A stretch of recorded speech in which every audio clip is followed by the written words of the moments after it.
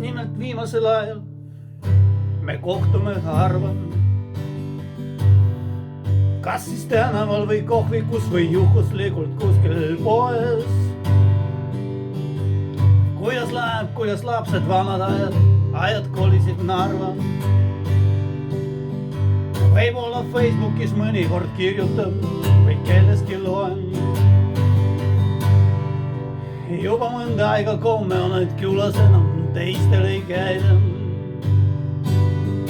Hel juhul mööda minnes kusagil kõrtsis läheb klaas või paar. Me ei ole enam eriti lähedased, nii võiks ju näida. Ja mul on tunne, et me teineteisest tänapäeval aru ei saa. Ei palun elage kaua, sest mul väga teid vaja. Ärge jätke mind maha, mis siis need viimasel ajal just tihti eristume teed. Palun elage kaua, mul on väga teid vaja.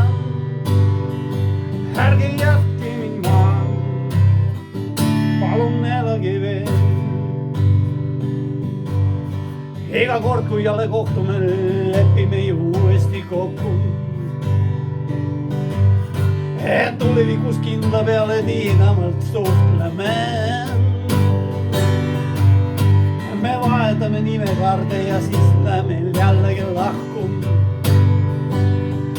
Kuid sina paigas ei jää ja jumal teab, kas üldse näemegi veel. Ei palun elage kaua, sest mul väga teid vaja. Ärge jätke mind maha, mis siis teeb viimasel ajal just tihti eristume teed. Palun elage kaua, sest mul väga teid vaja.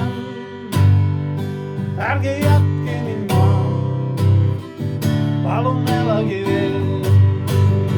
Teid palun elage kaua.